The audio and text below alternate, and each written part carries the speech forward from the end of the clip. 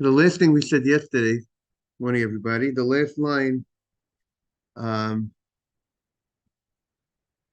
that we said yesterday, we were speaking about gasas haruach. We were speaking about people that are baalei gaiva, people that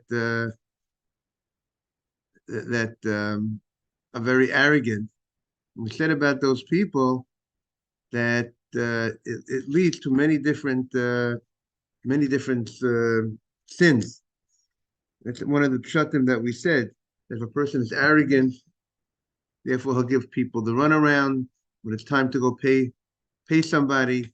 If to pay somebody, what do? They give the runaround. They have a worker, or they feel a certain arrogance that they go ahead and um, they don't actually pay at all. Or we said that they give up their responsibilities to somebody else. They delegate something that's really their responsibility to someone else. So that was just some of the things that one of the commentators explained. These are all connected to about being a person that's arrogant. And so when the Gemara mentions about arrogance, how arrogance is terrible. Good morning. Boker Tov. Welcome. Thank you for joining. So the Gemara spoke about arrogance, how terrible arrogance is. It says, yet it's equal to all those other sins. The Gemara ends off and contrasts arrogance to humility. And it says, "Aval ba'anovim." This is the last line of the page. You have it, Max, or should I identify? I can identify it. The last page, the volume, the last line of the volume, which would be on 29B1. It said, "Va'anovim," people that are humble, Yishu Oretz, they will inherit the land, the Hisangu, and they will enjoy Al Rov Shalom. They will have a lot of peace. So humility brings to great blessing. And number one, the humility will bring to success, constant success. They will inherit the land of Israel. So it comes out that we're actually connecting humility to getting the land of Israel, and not only getting the land of Israel as a result of that, that success will be that they'll have tremendous enjoyment, tremendous peace. So it's a very interesting idea that we're connecting. The pasuk says that humility will be a key to having peace. And maybe it's the pasuk in Tehillim. And maybe we could explain following. There is a kliyokar that says that the Jewish people united at Har Sinai. The pasuk says, "Yichan sham yisam neged har." It says the Jewish people were not. They weren't referred to as they camped. It says he camped in a singular language. And the rabbis teach us because at Sinai, the Jewish community was united. They got no fights, no disagreements. They were at peace with each other. And the pasuk emphasizes they united facing the mountain, neged har. And the Kliyokar explains that what is the pasuk emphasizing the unity and facing the mountain? What does the facing of the mountain have to do with their unity? So he explains when the Jewish people saw that God says, "I'm going to give the Torah on this mountain called Sinai." When it's the smallest of all the mountains that are around them, the question is, why is God giving them Torah on the smallest mountain? Give it on Mount Everest, or give it on the mountain that's the largest mountain in that area. God wanted to send the Jewish people a message. You got to be humble. How important it is to be humble. And the Ramban, Nachmanides, in his letter to his son, he writes there how the greatest midah, the greatest attribute is humility. Out of all different character traits, humility is the greatest, and it leads to fear of Hashem, and so on. So perhaps, and the Kliyaka says people who are humble, it's very hard to fight with a humble guy. Generally they don't get into too many fights. They don't fight, but it takes two to tango. The guy who's humble, I'm gonna make a big deal about it. Okay, she stepped on my foot, or you did this. Okay, you didn't mean it. No big deal. Humble people don't get into fights. So therefore, maybe that's the shot. Humility, you'll keep Eretz Israel. How do we lose Eretz Israel? We lost it because of hatred. When Jewish people do not unite, that's a danger for us to lose the land of Israel when there's hatred. But if there's humility, then there's going to be peace. And therefore, maybe that's also the idea. When you're humble, that means you are at peace with each other. When you're at peace with each other, God gives you the peace that you'll be able to have peace from outside people, outside enemies. You'll be at peace. So maybe that's the idea of anovim yushu oretz. You're gonna number one. It's going to be a merit. You're going to get the land as a result of your humility. And number two is you're going to keep the land in a way that you'll have this angu al rov shalom. You'll have a lot of peace. Hadron Allah hayoshe. So we say we're going to return to you. Hadron Allah hayoshe means when you finish a parak, when you finish a chapter, you say hadron. You know, we're going to come back and learn it again. Okay, so Mazel Tov on the parak. Now we're going to start the second volume. And this is a very famous parak. It's a very extremely famous parak. It's called Lulav Hagazal. Lulav Hagazal is talking about a lulav that was stolen. The question is, what's the halacha about using a stolen item for a mitzvah? Now, obviously, we can't steal, but the question is, what happens if something was stolen, and somebody actually went ahead and used it? Can a person fulfill his obligation of the lulav by using a stolen item? That is the question here in the Mishnah. Really, the Mishnah doesn't have a question. The Mishnah has a statement. The Mishnah says, Lulav hagazal, a stolen lulav, v'hayovesh pasul. And a lulav that's dried. If a lulav is dried out, it's also invalid. Now, the question exactly what's called dried out.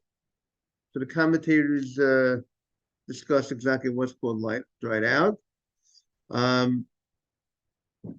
So we're going to look at the Rashi for a second. What does Rashi say? Lulav hagazal, lulav kafel tamarim. It's made from palm tree. V'hadatana hadas v'arava b'api nafshayu. Rashi says that the Mishnah first focuses on lulav, but we're going to talk about the other items individually. The Mishnayos will focus on each one separately, and here we are focusing in on the lulav. I mean, you can ask the question, why do we jump on lulav? You know, why don't we talk about the other species first? I mean, we do know we say the bracha al natilas lulav. Lulav is the tallest of all the things, and also the lulav has with it, surrounds the lulav. You have the adasim and the aravot. So maybe that's why it focuses on the lulav first. So Rashi says, Gozul pasul. It's invalid. Lakachtem lachem ksiv. The Torah says the lulav has to belong to you. Mishalachem. Has to belong to you. And a lot of things in life you don't need to own in order to fulfill a mitzvah. I don't need to own my tefillin. I could use your tefillin. But when it comes to the mitzvah of lulav, the first day of the holiday, I have to own the item. I can't borrow your lulav the first day of the holiday. If I don't have my own lulav, I would have to ask you could gift it to me for my use during the first day. Gift it to me, even with a condition that I'll give it back to you but it has to be mine. L'kachtem lachem. And we also are particular about that for the second day, outside of Israel, the second day of the holiday. It's Yom Tov. We also want it to be my own. The other days, we say it doesn't have to be your own. You could borrow all of the rest of the days. But the first day, so now but not only does it has to be yours, so therefore borrowed doesn't work. And for sure, if it's stolen, it's not yours. And therefore it would be invalid. But the question will be, what about if it's stolen and it's the first, or it's the third day of Yom Tov, fourth day of Yom Tov? What will be the halacha? Would we also say it's invalid throughout the holiday if it's stolen? In contrast to the law of borrowed, with borrowed you could use, let's say, third day after the first days of Yom Tov, the intermediate days of Yom Tov, you could use a borrowed lulav, but the question will be, could you use a stolen item the rest of the days or not? That's a discussion. But the Mishnah states if a lulav is stolen, it is invalid. If a lulav is dried, and like we said, the question is what's called a dry lulav. Some say, some say it's how white, if it turns completely white, that would be considered the dryness. Some say that it's so dry that if you touch it, it will just pieces would come off it would just fall off, pieces from the lulav. That's considered dry. So Tosfos is of the opinion that if you touch it with your fingernail, it will just come off. Some of the pieces of the lulav would just fall off. And the Ravid says, sometimes you could have a lulav that you could handle with your fingernail and touch it. It's not going to fall. It's not going to come off. The pieces will remain intact. And he says that when it turns white, and they bring down over here that the Sephardi rabbi, Rabbi Yosef Cairo in the Shulchan Aruch, holds like the opinion of the Ravid, which would be if it turns white. And Tosfos, okay, that's the opinion of the Rabbi Yosef Cairo, and the Ramah, the Ashkenaz rabbi, brings the opinion of Tosfot, which would be that if if you touch it with your fingernails, if pieces would come off. Okay, we have to look up the Shulchan Aruch inside exactly, but I don't think anybody has, for sure nobody has a lulav that they use that when you hit it with your nails, pieces will come off. I think what people might have to worry about is that other opinion that says when it turns white, when it loses its freshness, when it loses its green. And we also have to, we have to look more into that as we learn the Gemara to see, that level of whiteness. So that's now what is the issue? What is the problem if the lulav is dry? Why does the dryness of the lulav invalidate the lulav? So Rashi says, Yavesh de bi'inan mitzvah muderes, seksivan veil. The Torah says that, zeh keli van veil, and this pasuk tells us about doing things in a beautiful fashion, and this is one of the weird things that we learn out from this pasuk, and therefore, if you do a mitzvah when it's not in a beautiful fashion, so Rashi is using this verse to invalidate, but you're doing it, it's dry. It's not beautiful. It's the opposite of beautiful. It's dry. It lost its freshness. So therefore, that would invalidate the mitzvah. Tosfos jumps on Rashi. Tosfos takes issue with Rashi's source for this ruling of the Mishnah. Because Tosfos says, we have a lot of mitzvahs that maybe you don't do in the most beautiful fashion. It doesn't invalidate the mitzvah, right? If you go ahead and you have an old pair of tefillin, and it might not look so pretty. Well, let's say, but it's not gonna. Or an old talit, it's dirty. Talit is dirty. Tzitzits are dirty. It's not the way to do a mitzvah with dirty tzitzit, with dirty. The talis is dirty. The talis fell in the mud. You were and fell, it got all whatever, and then you use that talit. You got credit for the mitzvah. You lost that. You didn't do the mitzvah the way you're supposed to do a mitzvah. Supposed to do a mitzvah in a nice fashion, but you don't say that the mitzvah is invalid because it wasn't beautiful. So that's Tosos's that's Tosos's problem. And Tosos says there's a different source. The source is that specifically by the mitzvah of lulav and etrog, hadasim, aravel, the Torah talks about beautiful by the mitzvah of etrog. It says pre-eitz hadar, that should be a fruit that's beautiful, and therefore, and then we also, and the other items besides the esrog, they're all compared to the esrog, and therefore there's a special responsibility by this mitzvah. In contrast to other mitzvahs, the Torah emphasizes the beauty of the item, and we learn out the other items as well.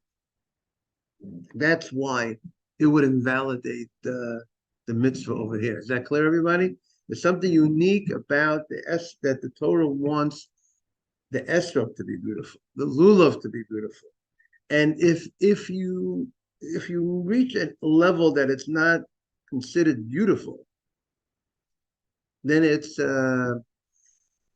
invalid, and we will have to see exactly what that level. At which point do you reach that level that it's no longer beautiful? So if it's dried out, and it's according to one opinion, it's turned white, or it's if you hit it with your fingernails, pieces will come off already. That's not beautiful. So that would be the explanation. Now, then in the Rishonim, there's a whole discussion about for how many days would this. Is this a law just for the first day of Yom Tov? Or would this apply throughout the holiday? If something is not beautiful, would it invalidate that'll be invalid throughout the whole Yom Tov, the whole Chol Hamoed season? So we're going to see more about that as we learn, Now, we mentioned the first day, the rest of the days. Let's talk about something, basic law regarding lulav.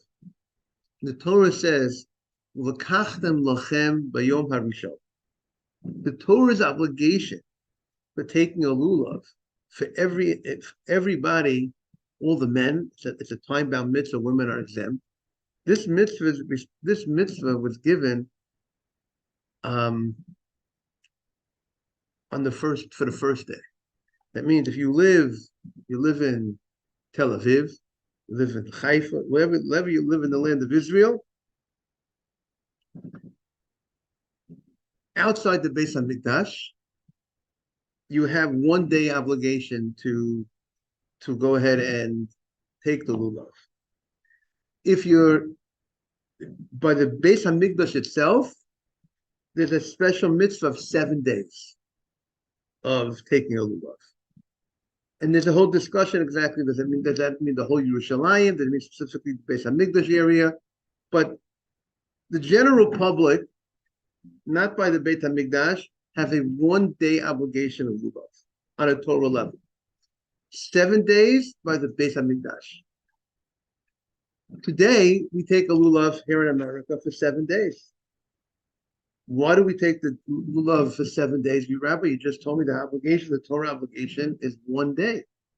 But there's a rabbinic obligation to remember what they did in the Beit HaMikdash. And in the Beit HaMikdash itself, they took the lulav for 7 days.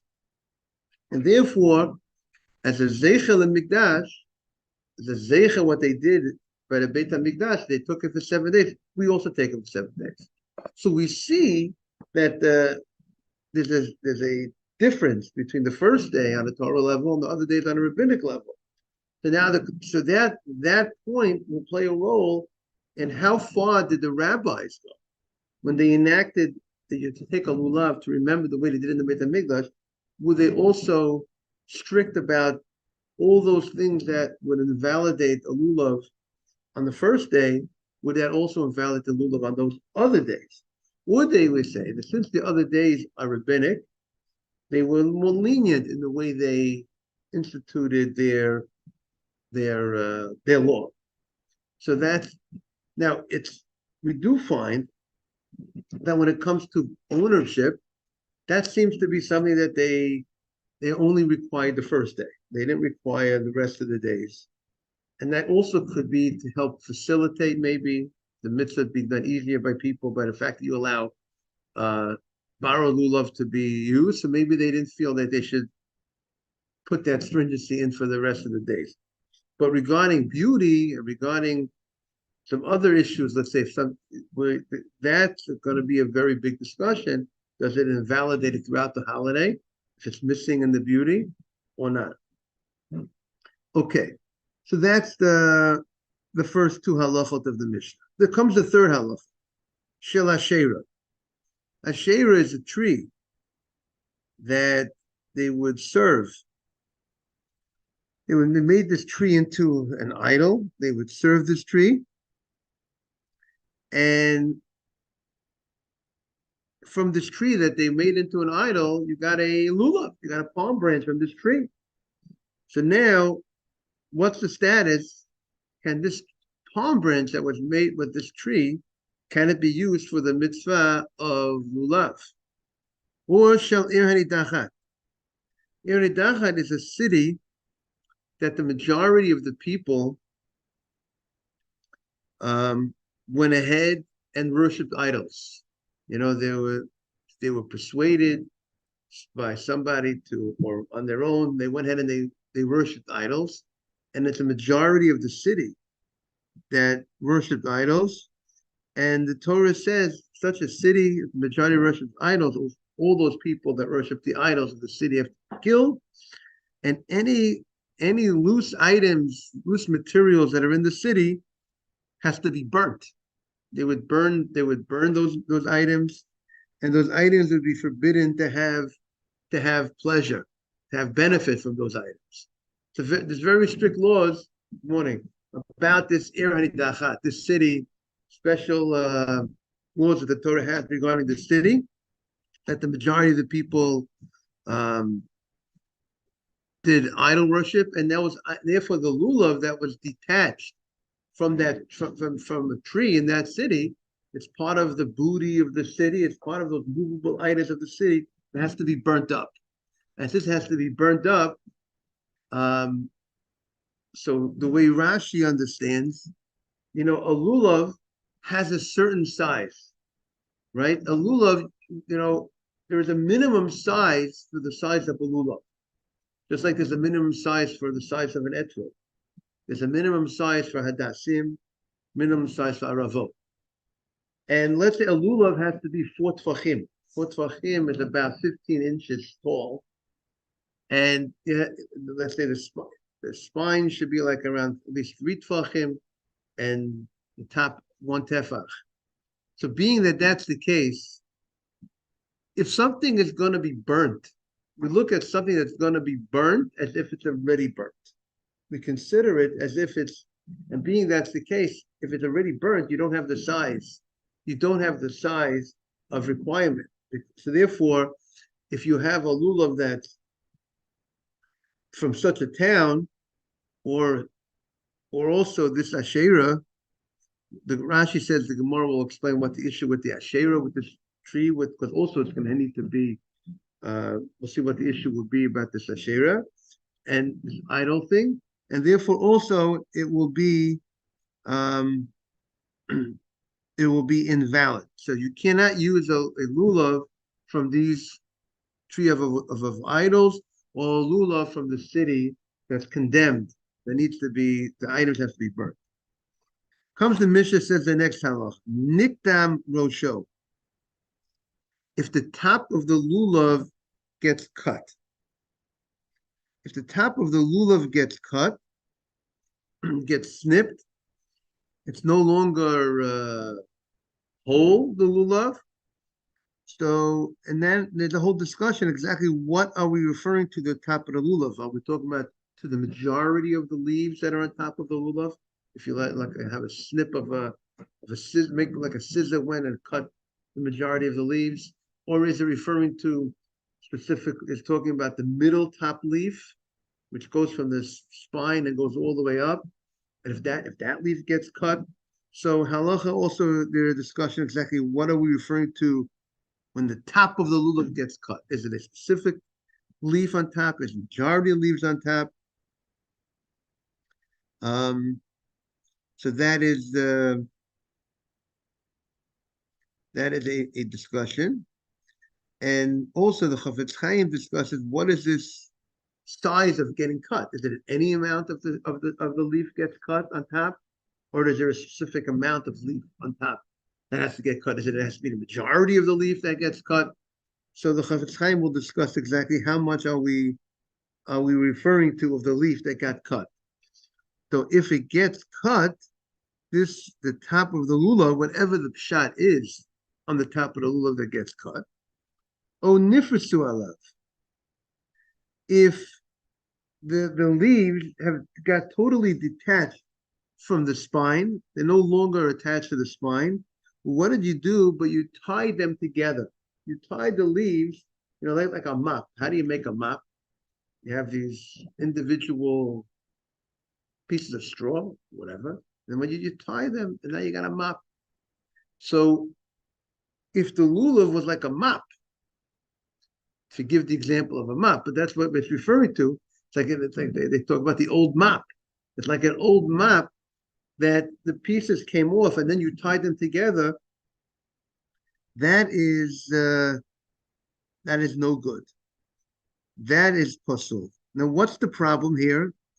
Also, the problem is it's lacking in beauty.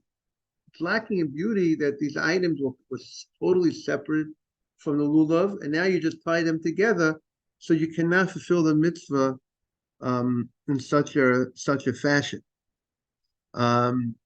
Similarly, if the top, now according to the pshat that all the top leaves are cut, majority of the top leaves are cut, it doesn't look beautiful anymore. Or the pshat is that the middle leaf, which is the center leaf that comes from the spine all the way straight up, also it's lacking in beauty if that's cut, according to that pshat that's referring to that.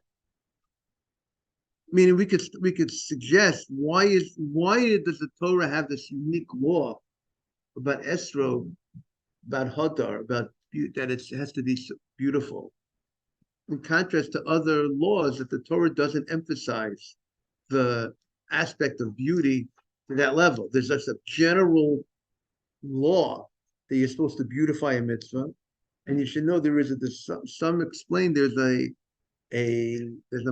dispute among the Rishonim, the early commentators, is this mitzvah to do any mitzvah in a beautiful fashion. Is that a biblical mitzvah to do that, or is it a rabbinic mitzvah to do a mitzvah in a beautiful fashion?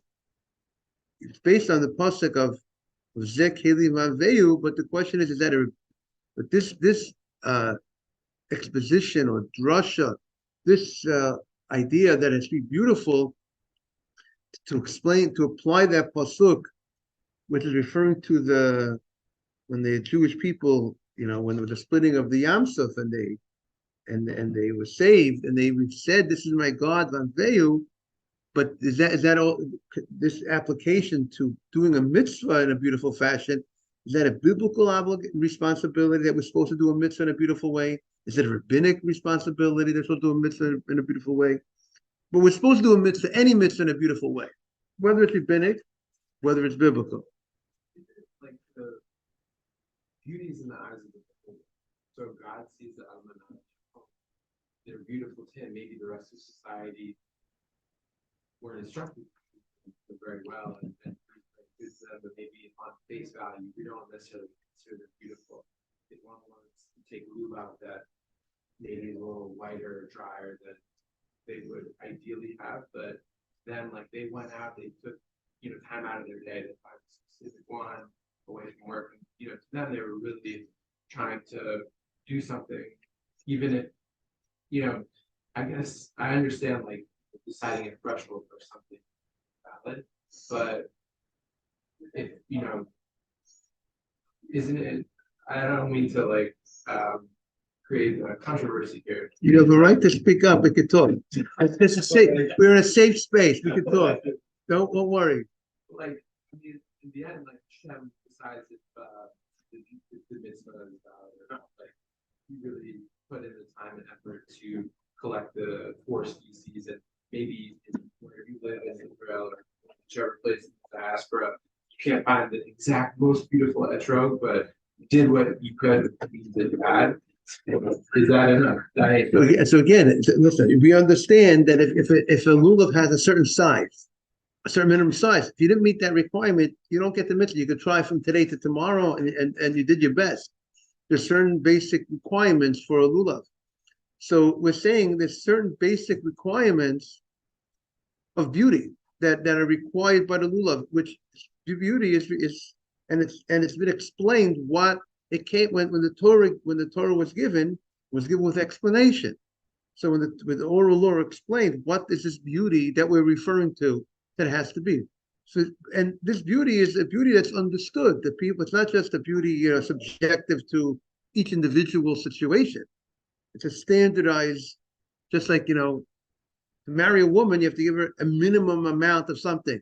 You can't just say, you know what, I tried my best. I gave her a half a puta. I tried my best. No, you got to give her something that's a minimum what's called. So I'm saying there's something here that the Torah is being very particular about. It's interesting what you're saying is true maybe for other mitzvahs. That what, it's not as beautiful. Okay, there are also different requirements, different mitzvahs. It's not as beautiful as I would have liked it to be, but this is the best I could do. You know what? Fine. You did the best that you could do. I had no other talent. I couldn't afford a talent, and therefore the talent is old, yellow, very yellow talent, right? You ever see the old talent? Yellow talent, it's yellow. But you know what? Get the mitzvah. Of course, you want to beautify the mitzvah. You're supposed to go ahead and get a nice white talent, not a yellow talent. Don't use a 50-year-old talent. I'm using my when you're going to be 75, you're going to be using a talent that's 50 years old. That's not the way to go. But technically, that's what I got. I get the mitzvah. But here the Torah says I want it to be beautiful, a certain level of beautiful. It's not over the top, but it's not under the top. Now, you could ask the question, why is the Torah so particular about the beauty of this mitzvah that if you don't have it, if you don't reach that threshold, you don't get credit? In contrast to the talit, that even if it's yellow and stained, it has a coffee stain in the talit, big coffee stain all over, and it's kosher. The tzitzit itself is black. Whatever, it turned, it's dirty. You get, it's old and dirty. You get credit for it. I wonder, maybe to think about in a derech hadrash, the lulav in the esrog is one of the big mitzvahs that you're given right after the holiday of Yom Kippur, which you reach a certain level of spiritual growth on Yom Kippur. The highest level is Yom Kippur. And now, so the lulav and etrog is like one of the first mitzvot that Hashem is asking after Yom Kippur, and it wants you to have that appreciation and simcha in a mitzvah. You're coming off of reaching such a height, and you go and you do a mitzvah in such a, you should be on that level. Then now I want to you're doing a mitzvah in a very beautiful fashion, but that's going to be the key. That's going to be a key of attitude. How do you look at mitzvot? You look at mitzvot and it's so maybe there's an idea of connecting to Yom Kippur, maybe why Hashem says, you reach that level. Now I can ask this of you. You're ready to this is something that you're ready to You're on that level that I could ask of you that. Maybe perhaps also the idea is creates hadar. Some say that estrog, it's in the shape of a heart. The idea of an estrog is that your heart has to be beautiful, pure. And that's when your heart is beautiful, then everything else is going to be beautiful. It will lead to doing everything right. And like the Mishnah says, what's the greatest thing? One says to have a good eye. One says foresight.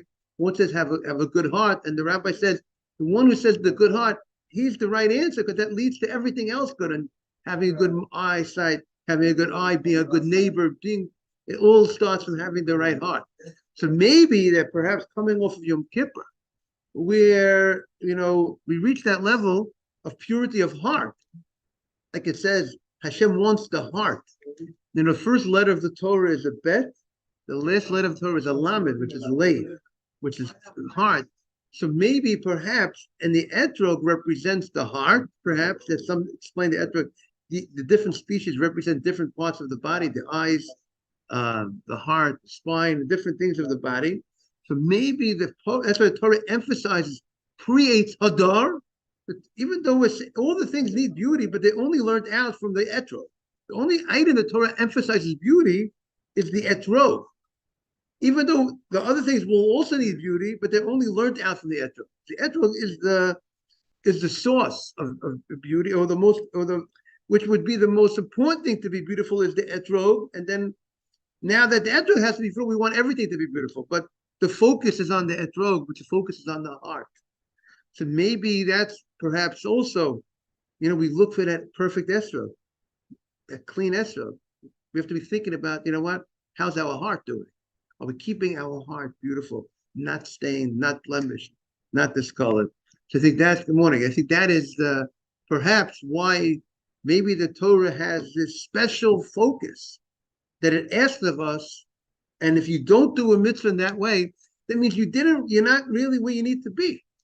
If you're going to do a mitzvah not with beauty, then where are you? Where are you holding right after Yom Kippur? So maybe that perhaps is an idea to think about.